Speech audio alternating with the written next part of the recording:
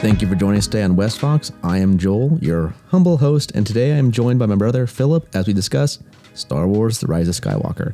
Hello, and thanks for having me. I want to start out and say that I don't know if I'm the first who will do this, but I definitely want to call it out and be like, when everything comes out at the end of this movie and things are revealed, because when the movie comes out, we'll know the truth on a lot of things. I'll be doing a video called The Lies of Skywalker, because I think that's going to be a crucial kind of wrap-up piece eventually when it comes to what was said to be rumor, what was rumor, and what was just not true and what was lied about.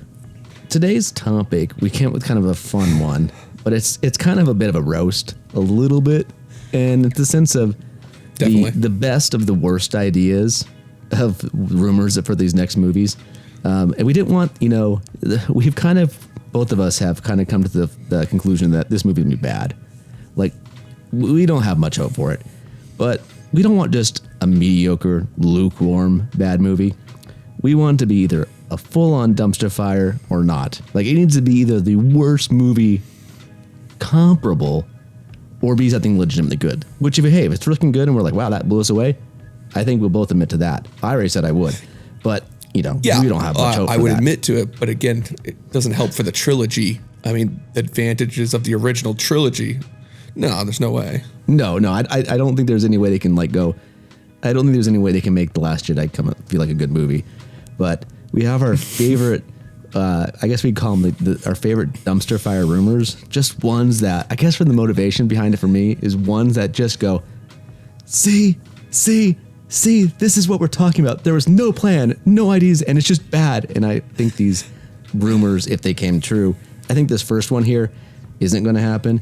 But, if it happened, it would be like, enjoy this. You're like, is this fantasy? And that is time travel, because time travel does not belong in Star Wars. I know supposedly there's something in one of the cartoons in the Clone Wars that has like an element of time travel. I haven't watched it, and I don't care to. Again, extended universe stuff that you start bringing in so many things that you start to dismantle the world of Star Wars in its simplistic form. And like I said, I understand a lot of EU people love that stuff. But again, that's not how Star Wars was designed. It's not Star Trek. It's not Marvel. It's not Back to the Future. It's Star Wars. It's fantasy. And I think that fantasy and time travel don't work together. My thought is also... Completely agree. Harry Potter used time travel at one time. And I think it was... I'm sure it was used in the books, and I don't know how well it was translated from the books to the movies. But I know in the movie, you added time travel to this one episode, and you're like, here's this time travel element. And then it's never used again, ever.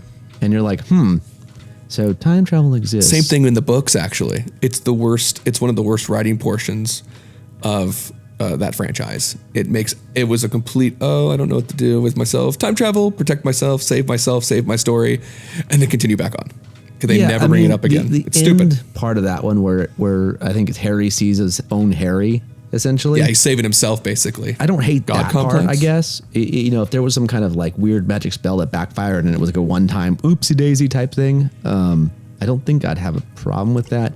But I think the fact that it was like, yes, just use this little device and you can time travel much as you want with no repercussions, because obviously Hermione was using it like every day all the time, of the so week. she could learn. Yeah, so she could learn cheat more. Which is, hey, good for you, girl. That's, putting on the extra work there. You go, girl. That's why in the end she was probably one of the best characters, because she was the most competent of the story. They're like, can you fix this? And she's like, yes, cool, thank you, because she actually studied. Oh wait, did she train a lot? She actually went through time travel just to train more. She actually went to classes. It's amazing. But yeah, just time travel doesn't work. And if they use time travel in this, I think it's definitely an example of something that just doesn't work in Star Wars. Absolutely. And the other thing that's attached to that too is, if it doesn't belong in Star Wars, however, I would love nothing more than to watch it be in this movie. I would love nothing more than to watch Rey do something and be like, you know what? I've decided I am so powerful. I am going to run around the sun and come back in time, a little Doctor and then Who redo Star Trek around the sun. Yeah, yeah, exactly. Time and travel. go around. Like, I mean, there's heck, a whale. they're already We need making a whale. Yeah, we need a right, exactly. We need a whale. Go back in time. I mean, they're already making force calls with each other, and even part of that rumor is that they can actually transfer things physically across that universe. Since, Kylo had rain on his head after one of the stupid force FaceTimes and force Skype calls that was used in The Last Jedi. So now you can transfer material instantaneously across the universe. So why not time travel? I mean, that's the next step of instantaneous transport. So my next favorite, so we had picked out 3 each, and 2 of ours overlapped. Time travel was mine first one that I was like, oh, please see. Please. This one please, we please, both please. have, which is our number 2 favorite one is Rey raising the dead. We love this one because it's so OP, so outside of universe. It doesn't work inside the storyline for what the thing, the whole thing with the Sith trying to raise the dead or be immortal is almost like it's the end goal for every corrupt villain in the world type feel. Every James Bond villain is I'm going to live forever. And I think that if she does it, it's just so does that mean she can live forever now? It just shows how ridiculous OP they've decided to make her in the story. And not in I'm a really good this, I'm really good that. It's no, we're just going to give you skills that no one has ever done. Even people have been trying to get it for thousands of years. Well, and that's part of the problem on numerous and I should say many different levels. First and foremost, in the prequels, that was, as stupid as it is, that was the driving force behind Anakin turning so that he could learn how to raise people from the dead. His mother, the fact that Padme may have died so that he could raise her, and any other issues, that was his motivating factor, and yet it couldn't happen, and only the dark side was willing to offer that to him. It's odd that now all of a sudden Rey can just do it, and there's no loss, there's no attraction to the dark side. And although they've tried to play with that, if she can raise the dead before running into Palpatine, or even those absurd kind of healing abilities, it's then what's the point? Why be so worried then if you can just raise the dead and not have to worry about breaking the universe? Well, if he does raise the dead, my guess would be after she meets Palpatine. That'd be my guess that he's gonna kill Leia or Kylo, and that's who she would bring back. Because the only characters I could see them bringing, the only characters that would actually be anywhere near that final battle that would probably cause that would be probably Kylo. Well, yeah, I mean, according to the rumors, she defeats Kylo again in a fight, which is no surprise, but apparently she mortally wounds him and heals him. Now, the way they describe it is she uses some of her life force to heal him. Right. That's pretty abnormal. Never heard of life force. I don't think we've ever heard of life force in Star Wars before. Never. I don't think so. That's man, I cleansed. It's I lost some of my aura. Or that's that's a magic thing. I had to give some of myself to do that. That's never been what it is. Yeah, I don't. Because the force runs through everything. Yeah, I don't recall that ever being a thing. So I think it's just like I said, it's one of the worst ones. And then our next one, number 3, and this is one that I think is going to happen. And I think this one's going to happen in some variation, but I think this is a pretty solid one. Is Rey goes full Avatar state, kind of blending together that whole every past Jedi is now inside of me, and I have their power, and this is probably where she would raise the dead. She's I have gone full Avatar, and I can now do everything. It's gonna be their way to justify her being even more OP in this one. And again, I think that in the right usage, it could be a really cool emotional beat for the character. It's kind of the power of friendship, which, hey, I'm not gonna lie, when that happens in a good story, it will bring a tear to my eye. It does. Boo. I always hate that. That drives me But the nuts. power of friendship can be overused. It's a very delicate balance of the power of friendship. Because, it's kind of defeating villains with a hug type thing. And you're you're they just need a hug, and now we're friends, and everything's okay. Well, if they do that, I could see them doing it. It may not be so obvious, but you know what it would only take to kind of hint at that? Her eyes lighting up blue or something. Stargate, right? they're or the gold, they go blue.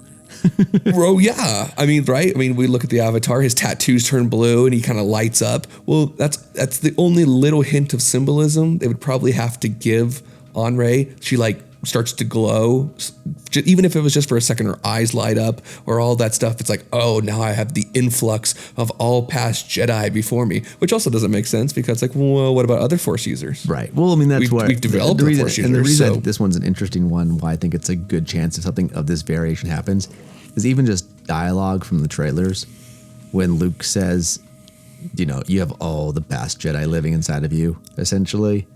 And that's the first thing I heard. When he first said that in the trailer, I said to myself, oh my gosh, he's an that was Avatar. it's a cringy line. Yes, it's a bad line. It is. But I think that's going to be this one just, again, it goes into the thing of just the OP silliness of it and just going, why? But that's also why I love it. Because it's just like, cool. If you're going to, just like that, if you're going to go full crazy, just go full crazy. You know what? Let her time travel, let her raise the dead, and let her use every Jedi's power from the entire history of Force users, and let her essentially, you know, warp space time in the universe, and you know, why not? And there's a point where you're just like, cool, do it. Just in that sense, the whole point is just do it. Just do it. And then there's one that you have specifically, so go ahead with yours. Yeah, and this one seems to be pretty well verified. I would put it above and beyond the realm of rumor. But when it first came out, this idea that she was going to take on the mantle of Skywalker, it's insulting because just because you decide to apply your name to something doesn't make it rise, doesn't make it valuable, doesn't make it useful. And that's, again, when Disney started this, we know they had no plans for any of the silliness that's been going on. But when they started this, they made a concerted effort to say that Rey had no connection to anybody, that she was something brand new, because they probably wanted to see her character fly off and continue on and on. Didn't happen. So to then pretend like she had this close bond, and that then through revelation she finds out she's related to evil, which again, what a massive ripoff from Luke's character. He was related to the ultimate bad guy until Palpatine came in to be a superior bad guy. But he was related to the Sith Lord who wiped out all the Jedi. Now she's somehow related to Palpatine, and now it's like, oh, we'll see. The way they're trying to say it is, I've turned my back on that. Well, you haven't, because you're going to find out that you're related to Palpatine, and then 10 minutes later, he'll be dead. That's not an overcoming story where you would spit on the grave of evil parents and say, I'm going to take on the mantle of your enemy to spite you. If they had built a story like that, and they'd made it conflicting even in the first movies and built on that, sure, that would be very motivating. However, this is not. She didn't like Luke. She said, well, you're a jerk. And which if you won't teach me, then I'm going to go off on my own. Hate what they did with him in the second movie was that they made him a complete unlikable character. I think that's what's considered kind of the assassination of his character, which was, well, him running away was an assassination already. I mean, well, JJ started it. He ran away like a coward. Like a reason. Really?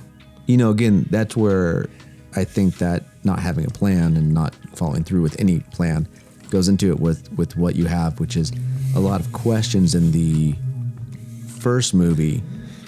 And I apologize for all the background noise of people revving their cars in the street. I'm actually not in my normal location. I am at a work thing in Houston, Texas. So people have decided that they want to rev their cars outside. But I think there was hints dropped, you know, and even the way that people reacted to Rey gave the illusion that they're like, oh, we kind of know who you are, we just don't admit who you are. And I think those were the subtle themes. Again, since they weren't planned out, they never really went anywhere. That could have been interesting, but again, never developed. And I think that's what we talked about the other day, which is we plan on doing, which is kind of going, what are themes in the story that could actually have been good? You know, some of those dichotomies between characters, and actually using that line that a lot of people try to be like, oh, it's poetry, like George Lucas said. I don't think George Lucas meant that you need to copy all his poetry, but I think he meant that it should rhyme.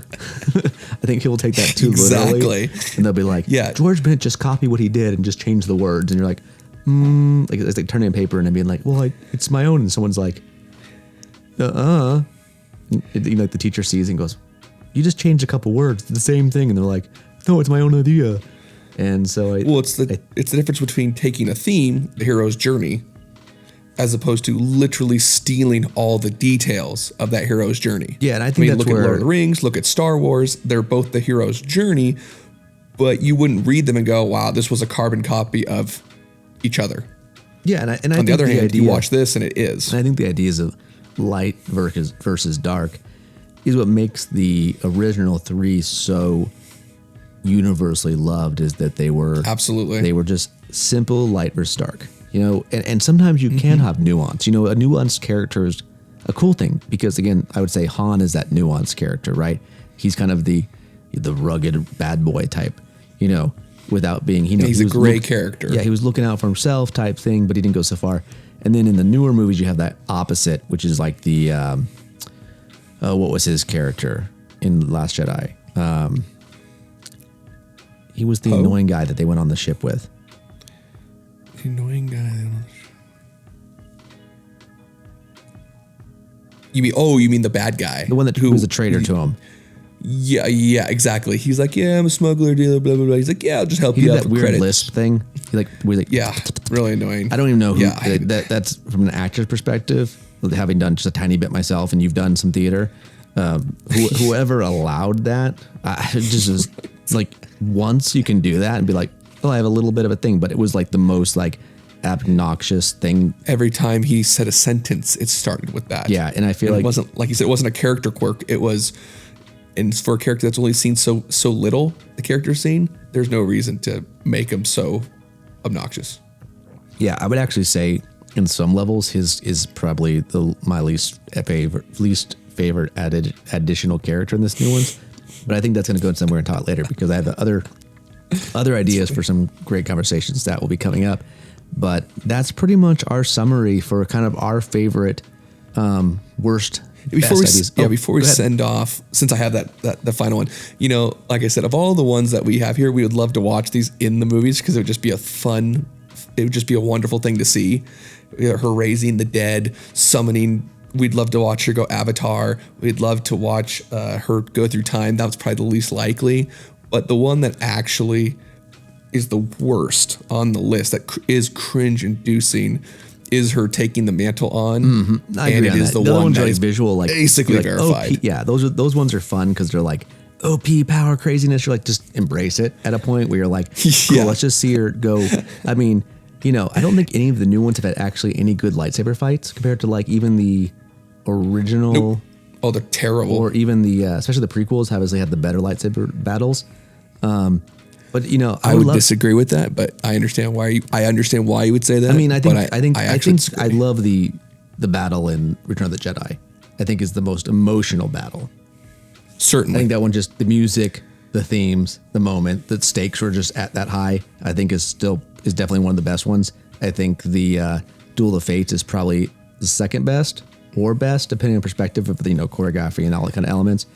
But I wouldn't mind seeing her. I love Bespin. That's actually my favorite. Okay. Cloud City fight is actually my favorite. It's a good followed fight by still. Duel of Fates. I think it'd be hilarious though if they're just gonna go full for it. Like I said, there's a level where I'm just like, just go for it now. And I feel like some of the quotes that you've seen from JJ and other people, that you're like, are they just going for it? Are they just like, you know what? People are gonna hate this movie no matter what, or love it. Just go full tilt. It's kind of like when he did that whole lens flare thing for a while there, where like people were ranting on it. He's like, I'm going full lens flare. And to be honest, I didn't hate them. Like, I'm not actually a JJ hater on the lens flares. He just did too much in every movie is what happened there, versus like, oh, this is the one aesthetic for like the Star Trek bridge. It was like every scene had lens flares in it type thing. It was just, they're even in a dark room, they found a light to lens flare. Yeah, it was just you're like, how? It was just restraint issue. But I feel like in this one, it's just go full tilt. Let her be like, move around like Yoda did when he was fighting Palpatine in the donut room. Terrible. just go full. Oh yeah, that one too. No, you know, it's when they were fighting in the Senate hall, and he's like bouncing around like crazy. Let's just see her do that. Just let her do that. Let her be flopping holes through walls. Let her go like literally shoot like force lightning, the light side force lightning that like is colored yellow instead of purple. Just you let it be.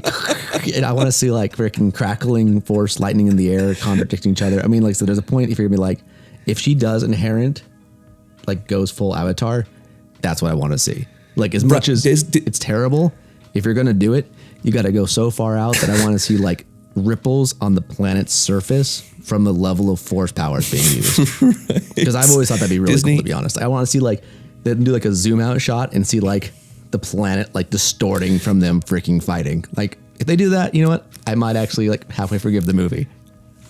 I might even, Disney, I'll make you a promise. If you made it so egregiously overpowered fighting, I would buy your movie just for that. Well, I would hate it. I would despise it, but I can guarantee you, Star Wars people, it'd be one of those movies where I love it so much because it's so bad. That's what that would be, because the spectacle would be so great. I'm saying. Just make you couldn't help yourself. There's a point with this one now. You're like, if this movie doesn't have spectacle, it's dead. Like if this movie has spectacle on a literally galactic level, people will enjoy it because they're like, it was flashy and crazy and, you know, Transformers gone nuts type thing. But if it's like, oh, that was slow paddling, you know, like the kind of like doggy paddle feel of like some movies, and then has high levels of exposition in it going, we're going to explain why you're here now.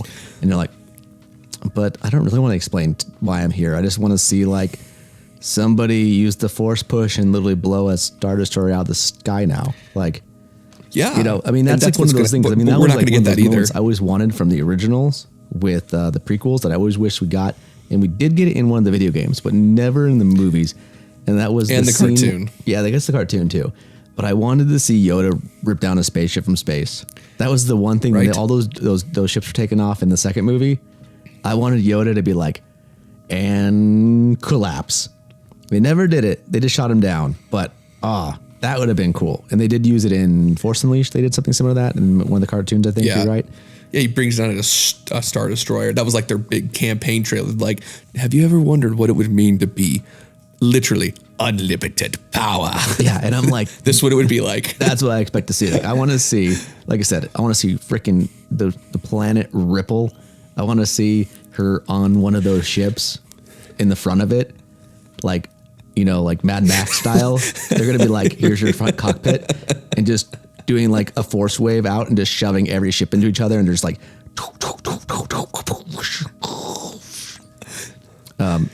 we already hate her character. She's already a Mary Sue, so why not just do it? I think if that happens, I think I'll like the movie. I mean, I'm being somewhat facetious, but at the same time, like, you know what? If they just acknowledge it and they're like, you know what? We're just going to be like, okay, you're so OP now that you have every Jedi in you, that now you can destroy thousands of starships by yourself. All right, let's just do it. Which was a rumor. There was a rumor that she was going to be able to deflect the lightning and destroy a bunch of the bad guy ships at one time. Hey, that was a rumor. I don't want to see deflecting. I want to see her make her own freaking lightning. I want to see, like I said, force, yellow lightning, the light side force lightning, which is in, you know, like I said, EU canon. I want to see that. I want to see it like lasers from her hands. I want to see. Like I said, you know, they got to do something, tank right? Missile. But yeah, that would be worthwhile. But it's not going to happen. See, that's the thing. The spectacle is not going to be amusing. The lightsaber fights are going to be boring, just like they were in the last one and the one before that. I bet you the choreography will be trash, just like it was in the last one. We'll talk about that. Yeah, we need to do the video and pick that one apart. I mean, that is the worst. There's a one that's. There's been a couple people have done explicitly amazing jobs on that, so I won't even try to go down that. But we can make it general. But I would love to do. Maybe we'll do that one in the next movie and see what we can compare, though, because I think that's going to be interesting.